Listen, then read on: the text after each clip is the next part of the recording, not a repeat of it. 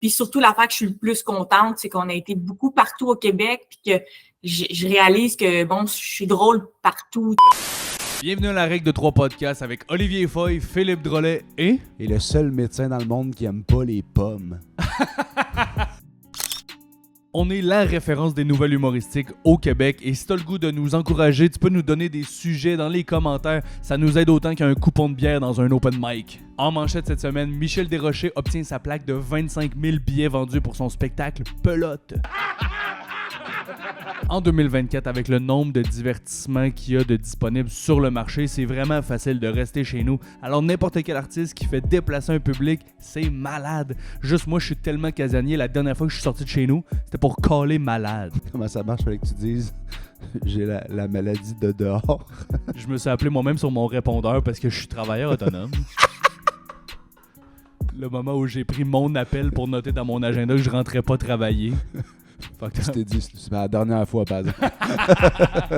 Remplir une salle de spectacle, c'est difficile, autant que de pas dire waouh quand tu vois des feux d'artifice. C'est pas étonnant que Michel ait un aussi gros public. On la voit partout, dans les émissions de télé, dans les podcasts d'émissions de télé, puis aujourd'hui on la reçoit dans un podcast qui parle des autres podcasts. On l'a vu vraiment partout dans des émissions genre Trait d'humour, Prochain stand-up, Corde raide, Dans ma tête, Punch Club, Sucré salé, Bonsoir. Puis une chance que c'est Phil qui a écrit ce joke-là parce qu'il y a 3 émissions je savais pas c'était quoi. Ça fait plaisir. Grand fan de Corbe depuis plein d'années. Michel s'est fait connaître tellement rapidement. Quand t'es sorti de l'École nationale de l'humour, au lieu de mettre sa photo de finissant, ils ont mis son affiche de One Woman Show. Michel Desrochers, merci d'être au podcast. Oh, salut Olivier! Je vois que t'as comme mis ta voix de lecteur de nouvelles. C'est du sérieux. Ouais, je suis devenu mielleux pour l'entrevue. Oui, j'aime ça, j'apprécie. Tu vois, je regarde ton émission, me tenir au fait de la relève parce que je deviens de plus en plus vieille, hein? Je suis vieillissante, moi. Ben oui, c'est trop drôle. On s'est croisés il y a pas si longtemps pour... on s'est croisés, tu sais, puis t'as dit « Hey, te rappelles-tu, dans le temps de l'école de l'humour? » J'étais comme ça, c'est la phrase la plus matante Michel que j'ai entendue. Ben oui, c'est sûr. Quand on était bébé, moi pis toi, à l'école d'humour. Il y a genre 5 ans, tu sais. Encore une fois, merci d'être là. On te reçoit bien sûr parce que tu as officiellement reçu ta plaque de 25 000 billets vendus. Félicitations! Merci, Oli! Dans le bureau, ma plaque, je vais peut-être m'en faire un collier là, éventuellement. Là, j'ai mis mon poster pour qu'on sache le contexte. Mais oui, une belle plaque d'argent, si je me trompe pas. 25 000 tickets, c'est pas pire, hein? Je pense. En fait, l'angle du podcast, c'est que c'est calissement impressionnant. Là. C'est exactement ça qu'on voulait nommer cette semaine. Il y a tellement d'humoristes, il y a tellement de divertissements, les gens restent de plus en plus chez eux parce qu'il y a des Netflix, des Amazon Prime, des affaires la même. Fait que c'est quoi pour toi le feeling d'avoir rassemblé 25 000 personnes dans des salles de spectacle pour venir voir ton humour? Je pense que rassembler, c'est le bon mot parce que je pense que c'est ça qu'il faut imaginer, là, ce nombre de personnes-là comme dans un stade, c'est impressionnant, là, tu sais. Plus que, mettons, chaque spectacle. Mais je me sens fière. C'est drôle, c'est ça, comme tu dis, avec le marché qui change, la façon qu'on fait les choses, on sait plus c'est quoi un chiffre qui est un succès, mais pour moi, je trouve que c'est un grand succès. Il y a un humoriste qui m'a dit 25 000 billets, c'est sûr qu'en 2006, ça aurait été un échec. Je savais pas trop comment gérer ça, mais moi, je considère que c'est un succès. Puis c'est sûr que mon baromètre à succès, il a changé aussi en vivant la tournée. Après ça, j'ai changé un peu. Au début, j'étais beaucoup sur le chiffre. Maintenant, c'est beaucoup plus sur l'amélioration que j'ai pu faire. Tu sais, on s'améliore beaucoup quand on part en tournée. On fait 1h30 de spectacle tous les soirs. J'ai appris à faire un spectacle plus long, plus maîtrisé. Puis surtout, l'affaire que je suis le plus contente, c'est qu'on a été beaucoup partout au Québec, puis que je réalise que, bon, je suis drôle partout, tu sais, que j'ai réussi à m'adapter. Donc, c'est plus des petites fiertés comme ça que la plaque en tant que telle.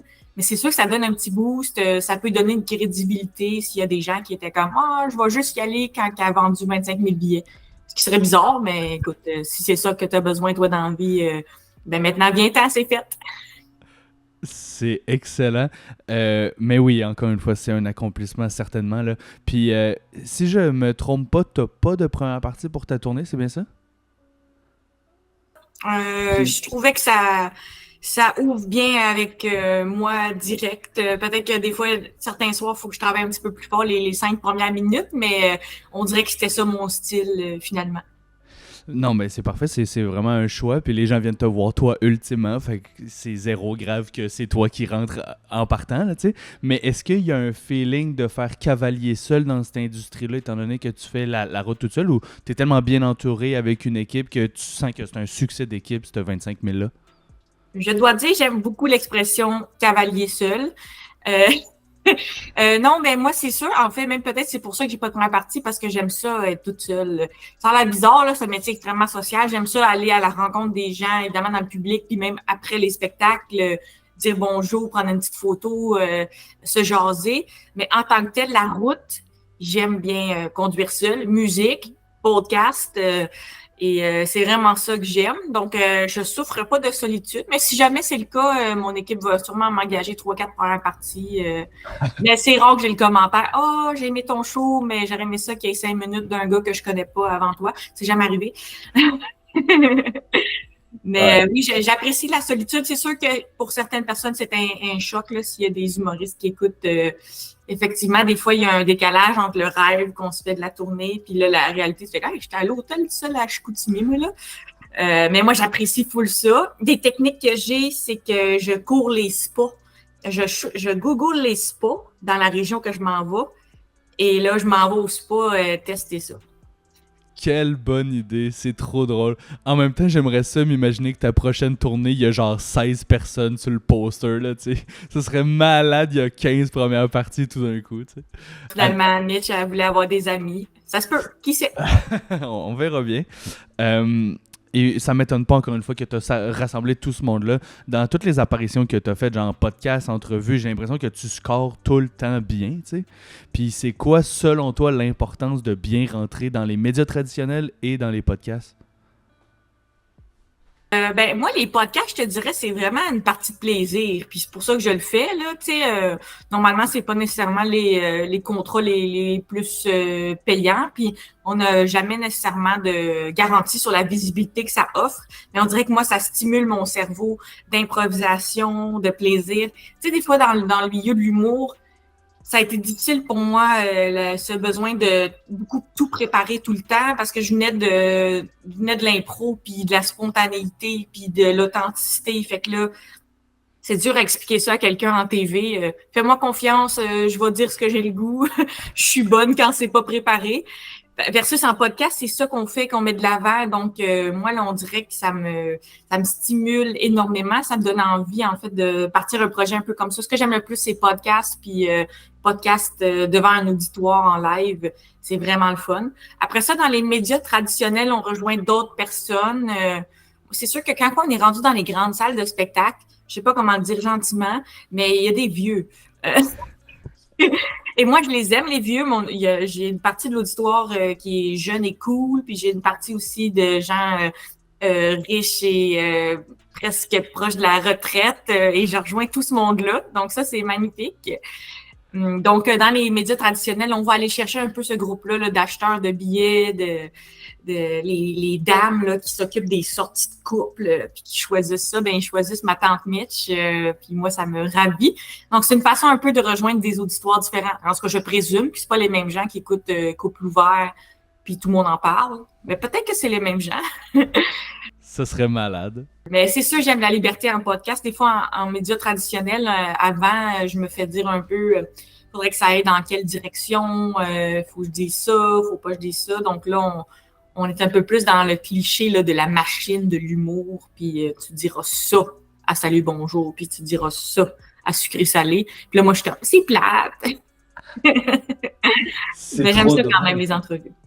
Mais c'est malade que ton background d'impro te donne la confiance de savoir que tu peux te faire confiance dans différents types de médiums ou différents types d'entrevues. Là. C'est malade. D'ailleurs, tu as aussi un background en littérature avant d'étudier à l'école de l'humour. Puis moi, je trouve... Ben, on a étudié ensemble, là, puis je t'ai vu travailler beaucoup, mais je trouve que ça se sent dans tes wordings. Des fois, tu as des niveaux de langue différents, puis la dichotomie aussi, c'est ça qui crée le rire. Mais tu as des wordings pointilleux. Puis je me demande, c'est quoi le plus long que t'as passé à choisir le bon mot pour une joke, genre? Ah, jamais long, tu sais, je pense que c'est ça l'impro, c'est comme d'où on vient, mais c'est aussi la façon que j'écris des blagues, tu sais. Donc, on dirait qu'il y a jamais de blague que ça m'a pris longtemps à travailler. En fait, moi, j'écris pas, je sais pas t'écris comment, toi, mais j'écris jamais dans un café avec un latte puis un ordinateur. Moi, j'écris avec un gun, ça attend, puis il y a un délai, puis là, il faut produire, puis ça sort beaucoup plus comme de l'impro. Même, je te dirais que le coucher sur la page, le texte, pour moi, c'est quasiment de la perte de temps parce que mon cerveau l'imagine déjà en blague qui équivaut à des mots-clés, tu sais, les petits mots-clés qu'on se met sur nos ordres de spectacle.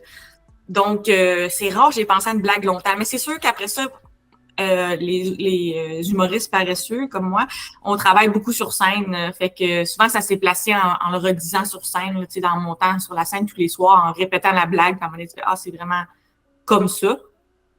Mais en fait, mes choix de mots le fun, souvent l'obstacle, c'est de se faire comprendre, là, tu sais, fait que de dire, je veux vraiment ce mot-là, mais est-ce que je vais perdre une certaine quantité de gens dans la compréhension, puis c'est comme un équilibre dans tout ça. Mais c'est vrai que j'aime ça, choisir le mot juste. Ça permet aussi d'être vulgaire, mais en secret, là. Camouflé. C'est ça, camouflé sous un niveau de langage. Là, tu mets des petites affaires croustillantes, mais comme c'est une métaphore, le monde font comment? Ça a bien de l'allure, ça. Ben, notamment le mot pelote, hein, on dirait. Ben oui, exact. Ben oui, mais tu vois, ce titre-là, je trouve que ça représentait bien ça. Au moins, il y en a qui pensent que j'ai juste pris ça pour faire réagir. Mais c'est vraiment, je trouve, ça résume bien mon humour, ce genre de double sens-là.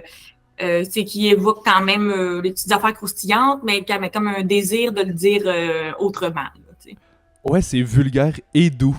C'est génial. C'est 100% toi. Évidemment, quand tu fais un premier show, une première tournée, t'es exposé parfois pour la première fois à des critiques.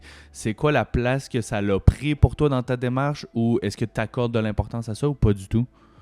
Moi, j'ai été chanceuse, ça a bien été cette fois-ci. Même, ça a super bien été. Tu sais, il y a pratiquement rien de négatif là, qui est sorti. Donc, ça a été surtout avant qu'on fasse la première. Là, je sentais qu'au niveau de l'équipe, il y a une pression de ça. Tu sais, puis quand je dis pression, là, il n'y a personne qui dit fais ci, fais ça. Puis c'est juste comme la tension monte, puis là, ils sont comme OK. Puis ils veulent que ça s'améliore, mais tout le monde veut te donner un conseil, mais ils veulent pas te froisser, mais tout le monde a une opinion. Puis on est rendu 12 avec une opinion, quand tu es habitué avec une opinion.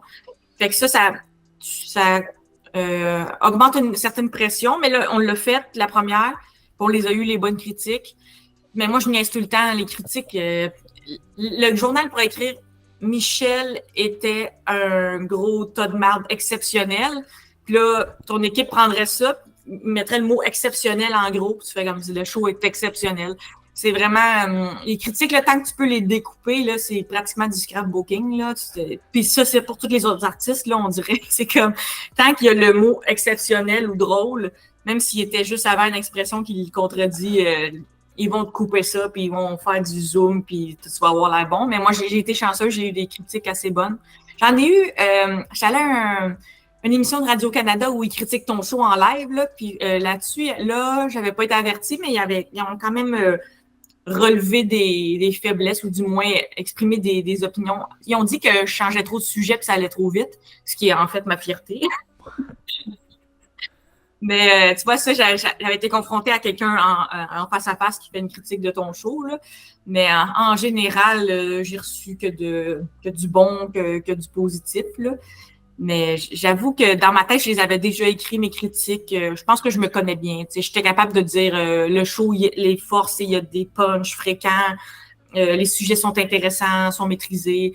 Ce que quelqu'un pourrait appeler les faiblesses, ça va extrêmement vite. Puis des fois, il y a des référents un peu plus nichés, mais c'est des choix que j'ai faits. J'étais comme ça. On va en garder un pour telle tranche d'âge, puis on va garder un autre pour telle tranche d'âge, puis on va assumer ces moments-là, tu sais. Ouais, c'est une faiblesse juste pour le public de vieux. J'ai tellement ri l'autre fois quand on était à Bonsoir, Marie-Augeant parlait de son public vieillissant, puis il était en train de dire, c'est sûr qu'il y en a aussi qui meurent. Ton problème, c'est que ton public meurt, là, c'est que tu as fait une belle et grande carrière. Ah, c'est que c'est bon. tout son public est rendu dans les salons mortuaires.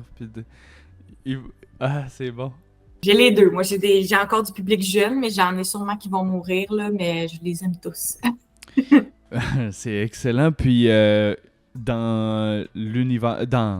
Maintenant, on s'imagine qu'un show, c'est écrire, faire une tournée, puis la tradition maintenant, c'est quasiment d'en faire un special, une captation. Est-ce que c'est quelque chose que tu as envie de faire?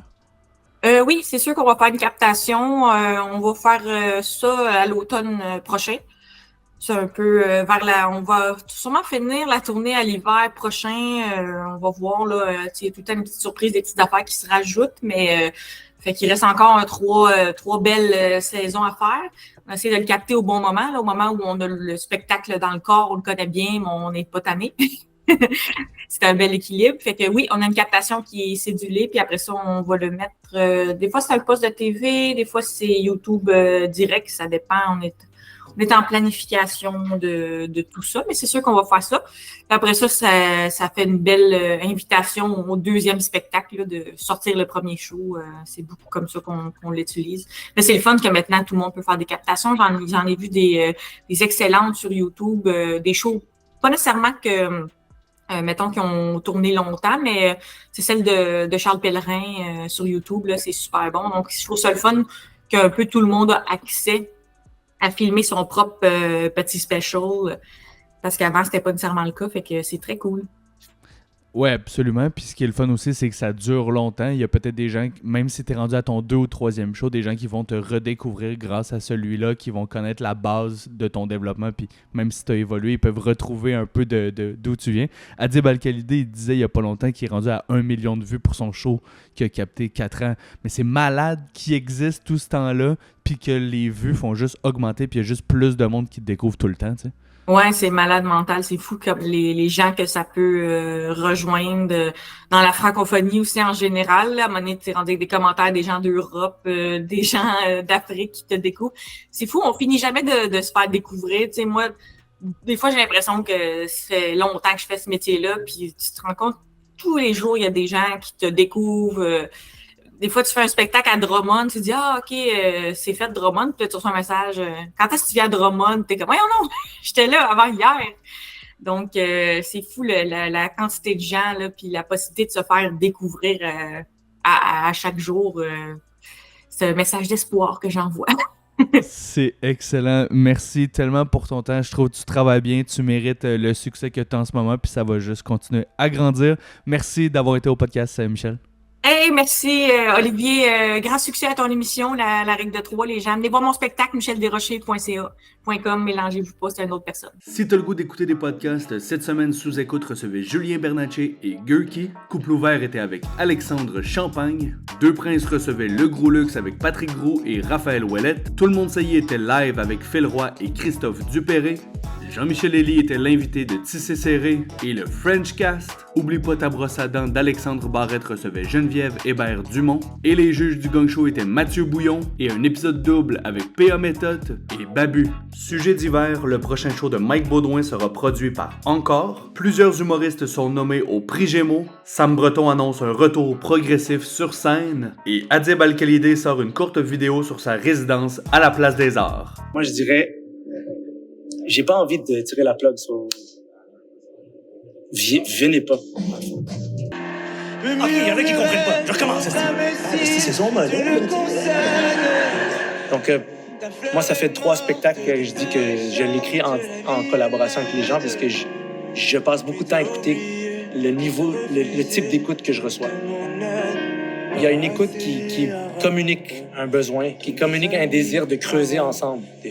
Que je crois beaucoup à ça. Là. Pour moi, ça, c'est un exercice de communion. Merci d'avoir été à l'écoute. À la semaine prochaine.